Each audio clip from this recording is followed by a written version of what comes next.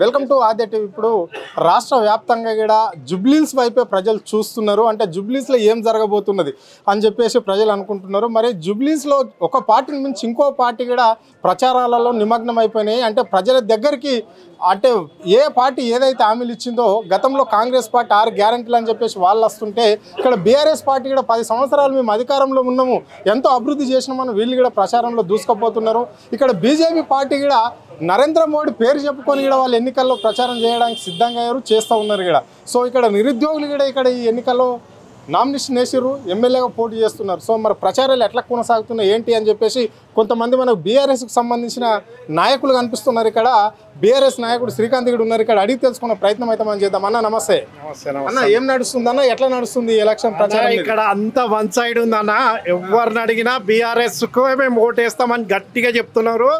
ఎవరు అడిగినా కూడా మీరు అసలు ఎందుకు తిరుగుతున్నారన్న, అనవసరంగా కాళ్ళ నొప్పులు, మేము బీఆర్ఎస్కే ఓటేయాలని పక్కా డిసైడ్ అయి ఉన్నామని ఖచ్చితంగా చెప్తున్నారన్న. దాంట్లో డౌటే లేదన్న. సునీతమ్మ 1,00,000 మెజారిటీతో గెలుస్తుందన్న ఈసారి కంపల్సరీగా.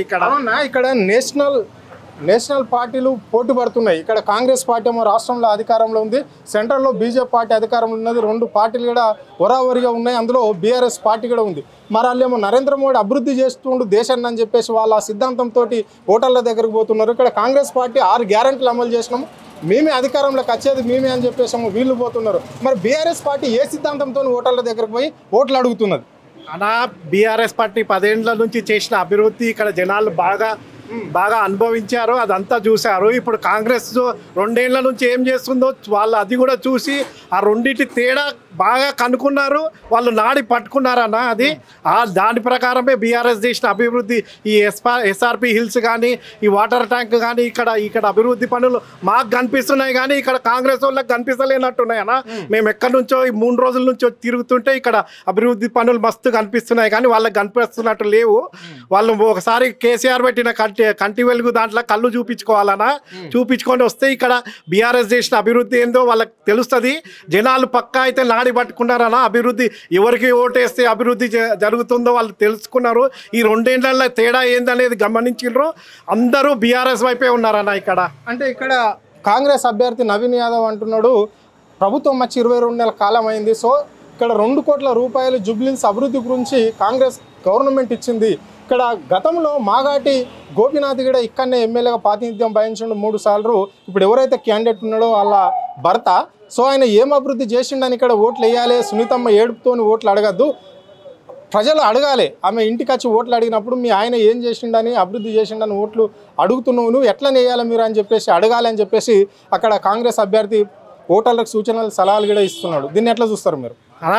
నవీన్ యాదవ్ గారిని ఒక్కసారి రహమత్ నగర్ డివిజన్లో వచ్చి తిరగమన్నా, ప్రజలే ఆయన దాని గురించి సమాధానం చెప్తారన్నా.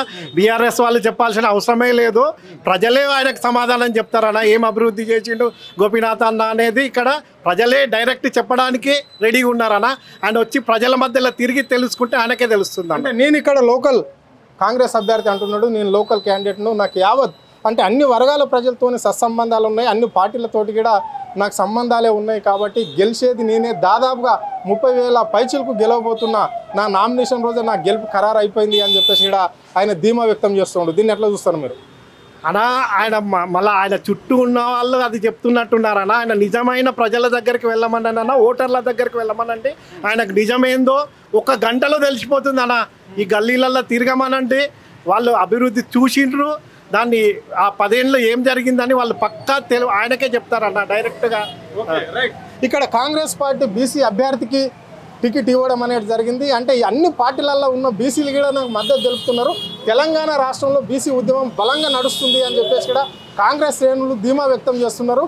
గెలిచేది నవీన్ యాదవే అని వాళ్ళు అమలు చేయలేని హామీలు ఇచ్చి ఆ బీసీ 52% అది అమలు చేయలేని హామీ ఏదో వాళ్ళు ఇప్పటికి చూపించుకోవాలి అని మేము బీసీలకు సపోర్ట్గా ఉన్నామని అది చేస్తున్నారు తప్ప బీసీలకు అంతా అర్థమైందన్న. 52% అనేది పెద్ద అబద్ధం అనేది వీళ్ళ చేత కాదు అనేది కూడా అర్థమైంది. చేతగాక రోజుకి ఏదో ఒకటి మాట్లాడి తప్పించుకుంటున్నారన్న, అంతే తప్ప బీసీలు కూడా ఎవ్వరు వీళ్ళ మీద నమ్మకం పెట్టుకోలేదు. వీళ్ళ కాంగ్రెస్ పార్టీ అంటేనే నమ్మకం పోయిందన్న ప్రజలల్లో.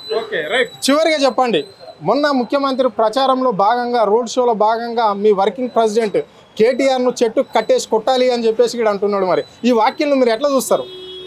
అనా ఈ ముఖ్యమంత్రి మాటలు అసలు మా ఊర్లలో జనాలు కూడా మాట్లాడరానా అసలు అట్లాంటి మాటలు మాట్లాడుతున్నారు. మేము మా లీడర్లు మా కేటీఆర్ సార్ కానీ కేసీఆర్ సార్ కానీ ఆ స్థాయికి జిగజారి మాట్లాడారు. వాళ్ళు హుందాగా ఉంటారు. ఆ హుందాతనం ఏందో ప్రజలకు అర్థమైంది. ఈ మాటల వల్ల ఏం లాభం లేదని అర్థమైంది అన్న. Okay, right. చెప్పండి సార్, ఇక్కడ మైనార్టీ విషయానికి వస్తే అజరుద్దీన్కి కూడా మంత్రి పదవి ఇవ్వడం అనేది జరిగింది. ఇక్కడ దాదాపుగా 3,90,000 పై చిలుకు జూబ్లీస్లో ఓటర్లు ఉన్నారు. సో అందులో ప్రధానంగా ఇక్కడ ముస్లింలు 1,40,000 వరకు ఉంటారు. సో మరి ఇప్పుడు అజరుద్దీన్ ప్రభావం ఏమన్నా పడుతుందా? ఇంకో విషయానికి వస్తే అసదుద్దీన్ ఓవైసీ ప్రభావం కూడా ఇక్కడ ఎంఐఎం అధినేత ఆయన ప్రభావం ఏమన్నా పడే అవకాశం ఉందా ఈ మైనార్టీ ఓట్ల పైన? ఎవరి ప్రభావం ఏం పడదు. ఈ మైనార్టీ ఓట్లు మొత్తం పడేవి బీఆర్ఎస్గా. మైనార్టీకి ఏం చేసి ఏం చేయలే. అవి ఇచ్చేటివి పేదోళ్ళకి ఇచ్చేటివి ఏమిటి మన షాదీ ముబారక్ కానీ అది తులం బంగారు కానీ ఏమి అది మన బీడీ కార్మికుల పింఛన్ పెట్టింది కేసీఆర్ సార్కి ఎవరు అడగలే మేము. ఇంకోటి రైతు బంధు ఎవరు అడగలే. తోఫా ఇస్తలేడు.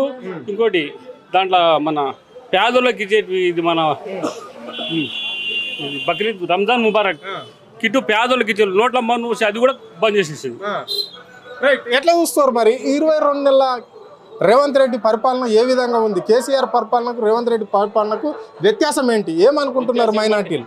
ఇప్పుడు మన వాళ్ళు ఏం చెప్పిండ్రు? అప్పుడు మనం 2,500 ఇస్తాం, ఇది మన స్కూటీలు ఇస్తాం, ఈ 10,000 రైతు బంధు 10,000 ఇస్తామన్నారు.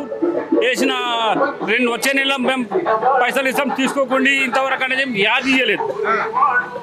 ఓకే, మరి మీ అభ్యర్థి జూబ్లీస్లో ఎన్ని వేల ఓట్లతో గెలవబోతున్నారు? 50,000 ఓట్లతో గెలుపుతుంది. Okay, right. ఇంకా కొంతమంది కూడా ఉన్నారు, వాళ్ళని అడిగి తెలుసుకునే ప్రయత్నం చేద్దాం. చెప్పండి అన్న, యువతకి ఇచ్చిన మాట కాంగ్రెస్ పార్టీ ఏమేమి హామీలను నెరవేర్చింది? ఇప్పటివరకు యువతకి ఒక హామీ కూడా ఏం నెరవేర్చలేదు. పైపెచ్చు హైడ్రా అని చెప్పేసి ఈ హైడ్రా వల్ల చాలా ఎఫెక్ట్ అయిపోయింది. మొత్తం రియల్ ఎస్టేట్ పడిపోయింది. మా ఊళ్ళో ఎఫెక్ట్ అయిపోయింది. రైతు బంధు లేదు, రైతు భరోసా లేదు, రైతు బీమా లేదు, తర్వాత 2,500 లేదు, లేడీస్కి 2,500 ఇస్తున్నారు అది లేదు, మహాలక్ష్మి పథకం లేదు, షాదీ ముబారక్ లేదు, కళ్యాణ లక్ష్మి లేదు, తులం బంగారం లేదు, అసలు ఒక పథకం అంటూ లేదు. రేవంత్ రెడ్డి పొద్దున లేస్తే కేటీఆర్ని కేసీఆర్ని చెత్త గిత్త అని చెప్పేసి మాట్లాడడం సరిపోయింది. కాబట్టి మేము సాఫ్ట్వేర్ ఎంప్లాయ్, నేను మేము ఇక్కడ పని కట్టుకొని వచ్చి ఈసారి మాత్రం ఎట్టి పరిస్థితుల్లో కాంగ్రెస్కి ఓటేస్తే హైదరాబాద్ అభివృద్ధి ఆగిపోవడం ఖాయం. అంటే ఇక్కడ మీరు అంటున్నారు నేను సాఫ్ట్వేర్ ఎంప్లాయీని, నేను అంటే నిరుద్యోగుల పక్షము అని చెప్పేసి అంటున్నారు. మరి నిరుద్యోగుల మీద కూడా కేసులు కూడా పెడుతున్నారు. అంటే నిరుద్యోగులు ఎలక్షన్లో పోటీ చేసే అధికారం లేదా? పోటీ చేస్తే వాళ్ళు ప్రచారం చేసే అధికారం లేదా ఇక్కడ ఈ రాష్ట్రంలో? నిరుద్యోగులకి ఇంతవరకు కేసీఆర్ టీఆర్ఎస్ గవర్నమెంట్ ఉన్నప్పుడు ఇచ్చిన నోటిఫికేషన్స్ వాటి జరిగిన ప్రాసెస్ని వీళ్ళు ఆ లెటర్స్ ఇచ్చుకొని వీళ్ళు జాబ్లు ఇచ్చారు తప్ప ఇప్పటివరకు ఒక నోటిఫికేషన్ లేదు.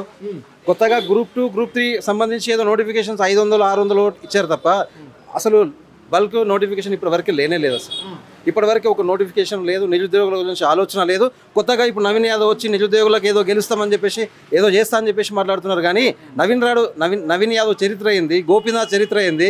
గోపీనాథ్ ఎన్నిసార్లు గెలిచిండు? నవీన్ యాదవ్ ఎక్కడి నుంచి వచ్చిండు? ఒక కార్పొరేటర్గా కూడా గెలవలేని వ్యక్తి ఇప్పుడు వచ్చి ఆ ఫ్యామిలీ మీద మాటలు మాట్లాడడానికి చనిపోయి 6 నెలలు కూడా కాలేదు. అలాంటి వ్యక్తి మీద బయటికి వచ్చి ఒక లేడీ క్యాండిడేట్ మీద ఇలా మాట్లాడడానికి, ఇష్టం వచ్చినట్టు మాట్లాడడానికి ఆయనకి ఎంత ఉందో దాన్ని బట్టి అర్థమైపోతుంది. ఎట్టి పరిస్థితుల్లో యువత కానీ లేడీస్ కానీ ఎవరైనా సరే మేము ఏమంటారు గల్లీ తిరుగుతున్నప్పుడు మాకు అర్థమైన విషయం ఏంటంటే ఖచ్చితంగా బీఆర్ఎస్ భారీ మెజారిటీతో గెలవబోతుంది. సైలెంట్ ఓటు ఉంటుంది ఇది మొత్తం. ఇక్కడ నవీన్ యాదవ్ కూడా అవాకు చవాకులు పేల్చడం అనేది జరుగుతుంది. నా ఇలాకతలకు వస్తే ఒక్కడు కూడా బీఆర్ఎస్ నాయకులు అనుకుంటే ఇళ్ళకు బోరు అని చెప్పేసి కూడా ఆయన ఇలాంటి వ్యాఖ్యలు చేయడం అనేది జరిగింది. దీన్ని ఎట్లా చూస్తారు మీరు? నవీన్ యాదవ్ ఏది పడుతుంది మాట్లాడితే భయపడడానికి ఎవరు లేరనా? నవీన్ యాదవ్ ఆ మాట మాట్లాడాను కాబట్టి నాలాంటి వ్యక్తి బయటకు వచ్చింది ఈరోజు. నేను నవీన్ యాదవ్ ఎప్పుడైతే మాట్లాడిండో వచ్చేలో రైట్ నేను కూడా మా ఆల వెంకటేశ్వర రెడ్డి గారి ఆధ్వర్యంలో పనిచేయడానికి నేను కూడా బయటికి వచ్చి మా ఆలన్న ఏం చేసిండు, మమ్మల్ని మా మా దేవరగద్ర ఎంత డెవలప్ చేసిండో, గ్రామాన ఇట్లా ఎంత డెవలప్ చేసిండో, ఇక్కడ వార్డు మేము ఎంత ప్రచారం చేసినామో, ఎంత లోపలికి తీసుకెళ్ళినామో. నవీన్ యాదవ్ మాట్లాడుతున్న మాటలు చిల్లర వల్ల మాటలు, కేటీఆర్ గారిని కానీ, కేసీఆర్ గారు కానీ, లేకపోతే సునీతమ్మ గారిని, ఆ మాటలు అనేవి ఎటువంటి పరిస్థితుల్లో ఎవరు ఆక్షేపించరు. అలాంటి మాటలు మాట్లాడి కళ్ళబొల్లి మాటలు పెట్టుకొని ఎవరో 4-5 వీధి రౌడీలను పెట్టేసుకొని మనము ఎలక్షన్లో గెలుస్తామంటే అది అయ్యే పని కాదు. ఆయన బెదిరిస్తే ఇంకా జనాలు ఇంకా తండోపతండాలుగా వచ్చి స్వచ్ఛందంగా టీఆర్ఎస్ పార్టీకి పనిచేయడానికి రెడీగా ఉన్నారు తప్ప ఆయన బెదిరిస్తే ఇంట్లో కూర్చోడానికి ఎవరు ఏ మాత్రం ఖాళీగా లేరు. టిట్ ఫర్ టాట్ డెఫినెట్గా ఆయన మాట్లాడిన ప్రతి దానికి రేపు పోలింగ్ రోజున డెఫినెట్గా ఆ రిజల్ట్ ఆయన చూడబోతున్నారు.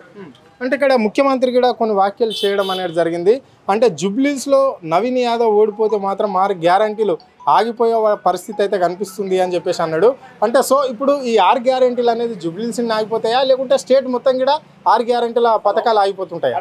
6 గ్యారంటీల్లో ఇప్పటి వరకు అయింది ఒకటే గ్యారంటీ. మనం కాంగ్రెస్ బాకీ కాళ్ళు పట్టుకొని తిరుగుతున్నాం. ఇప్పటి వరకు ఒక గ్యారంటీ, అదేది ఫ్రీ మహిళలకి ఫ్రీ బస్ పథకం తప్ప ఇప్పటి వరకు ఒక పథకం రాలేదు. ఒక పథకం ఎవరికి ఇవ్వలేదు. యూరియా ప్రాబ్లం ఉంది. నేను కూడా రైతు బిడ్డనే. మా నాన్న ఎంత కష్టపడి వ్యవసాయం చేస్తున్నా మాకు కూడా తెలుసు. యూరియా లేక ఈసారి మేము ఎంత ప్రాబ్లం ఫేస్ చేసామో మాకు తెలుసు. యూరియా లేదు. ఏ పబ్లిక్ ఇచ్చే అన్ని 420 హామీలు మొత్తం ఈ హామీల వల్ల ప్రజలకి ఓర్చింది ఏమీ లేదు. ఈ జూబ్లీ హిల్సే కాదన్నా, నెక్స్ట్ ఏ ఎలక్షన్ వచ్చినా, లోకల్ బాడీ ఎలక్షన్ వచ్చినా బీఆర్ఎస్ కంప్లీట్గా 70 to 90% స్వీప్ చేయడానికి రెడీగా ఉంది. అంటే ఇక్కడ ముఖ్యమంత్రి కూడా అంటున్నాడు, నవీన్ యాదవ్ తోటే హైదరాబాద్లో మాకు ఇప్పటి వరకు కూడా ఏ ఒక్క సీటు, తెలంగాణ వ్యాప్తంగా కూడా కాంగ్రెస్కు ప్రజలు పట్టం కడితే హైదరాబాద్ మాత్రం ఏ ఒక్కళ్ళు కూడా గెలవలేదు. సో ఇప్పుడు వచ్చిన అవకాశాన్ని వినియోగించుకుంటాము. ఇక్కడ నవీన్ యాదవ్ను యువ నాయకుడు కాబట్టి గెలిపించవలసిందే అని చెప్పేసి ఆయన కోరడంతో వాళ్ళ మంత్రివర్గం మొత్తం కూడా నవీన్ యాదవ్ గురించి కొన్ని రోజుల నుంచి కూడా ఇక్కడ కష్టపడి పనిచేస్తున్నాయి. మళ్ళీ సో ఇక్కడ నుండే కాంగ్రెస్ జెండా ఎగురుతుంది. జుబ్లీస్ నుంచే స్థానిక సంస్థలలో భారీగా కాంగ్రెస్ పార్టీ గెలవబోతుంది అని చెప్పేసి కూడా వాళ్ళు ధీమా వ్యక్తం చేస్తున్నారు. ఈ ఎలక్షనే ఏ దానికైనా నిదర్శనం, దశ అని చెప్తున్నారు. వాళ్ళు కళ్ళలో బచ్చాలు తినడానికి రెడీగా ఉన్నారన్న. ఏ పథకాలు అమలు చేసి ఇప్పటివరకు ఒక లేడీస్కి ఫ్రీ పథకం తప్ప రైతు బీమా లేదు, రైతు బంధు లేదు, రైతు అది సన్న బియ్యం బోనస్ ఒకసారి ఇచ్చిర్రు, ఒకసారి ఇవ్వలే. ఎలక్షన్స్ వచ్చినప్పుడు బీసీ 42%ని ముందుకు పెట్టి కోర్టులో కేసు వేయించి వాళ్ళే రిజర్వేషన్స్ అమలు చేసిర్రు, వాళ్ళే కోర్టులో కేసు వేసిర్రు, వాళ్ళే వాటిని ఇప్పుడు పెండింగ్ పెట్టిర్రు. సర్పంచులు గ్రామాన సర్పంచులు లేక గ్రామాల పాలన ఎట్లా ఉందో ఒకసారి యువకులు కానీ మహిళలు కానీ ఎవరైనా సరే గ్రామాల్లో ఒకసారి ఇలా చూస్తే ఏం జరుగుతుంది ఊళ్ళల్లో. చెత్త అయితే రోడ్ లేడన్నా ఈ పక్కన. ఇప్పుడు నీకు ఇది మెయిన్ రోడ్ కాబట్టి కొంచెం క్లీన్ ఉందేమో, కానీ కొంచెం గల్లీలు వెళ్ళి చూస్తే ఎంత చెత్త ఉంది. ఆయన చెత్త దాని గురించి మాట్లాడితే మన కేటీఆర్ గారు చెత్త అని చెప్పేసి మాట్లాడుతున్నారు. 2 ఏళ్లలో ఏం పీకినావు ఆయన, నాకు అర్థం కాలేదు. 2 ఏళ్ళ నుంచి 22 నెలల టైంలో నీకు చెత్త ఎత్తడానికి దొరకలేదా? ఎప్పుడు మా పీరియడ్ ఎప్పుడైపోయింది? 2023లో అయిపోయింది. కేటీఆర్ గారి పీరియడ్ ఎప్పుడైపోయింది? 2023 పీరియడ్ అయిపోయింది. ఇప్పుడు మున్సిపల్ మినిస్టర్ ఏం చేస్తున్నారు? ఇప్పుడు నువ్వేం చేస్తున్నావు? 22 నెలల నుంచి నీకు చెత్త ఎత్తడానికి చేత కాకపోతే నీకు మళ్ళీ ఇప్పుడు జూబ్లీ హిల్స్లో ఏ ముఖం పెట్టుకొని ఓటాడడానికి వస్తున్నారు? యువత దీన్ని చాలా సీరియస్గా తీసుకోవాలా. తీసుకోకపోతే చాలా ప్రాబ్లం ఫేస్ చేయాల్సి వస్తుంది. తర్వాత ఏమంటారు, ఉద్యోగ అవకాశాలు లేకపోతే మళ్ళా వేరే రాష్ట్రాలకి మళ్ళీ తరలి వెళ్ళే పరిస్థితి ఉంది. ఆ పరిస్థితి నుంచి బయటికి రావాలి అంటే మళ్ళీ మనకు కేటీఆర్ గారు రావాలి, కేసీఆర్ నాయకత్వంలో కేటీఆర్ గారు రావాలి, హరీష్ రావు గారు వాళ్ళ నాయకత్వం ఉంటేనే మనం ఏమన్నా రేపు పొద్దున మన ప్రజలకి కానీ మన యువతకి కానీ బంగారు భవిష్యత్తు ఉంటుంది తప్ప ఇలా నవీన్ యాదవ్ కానీ రేవంత్ రెడ్డి కానీ వీళ్ళ వల్ల మనకు వచ్చే పనులు కానీ మనకు వచ్చే ఒక పని కూడా జరగదని నేను భావిస్తున్నా. Okay, right.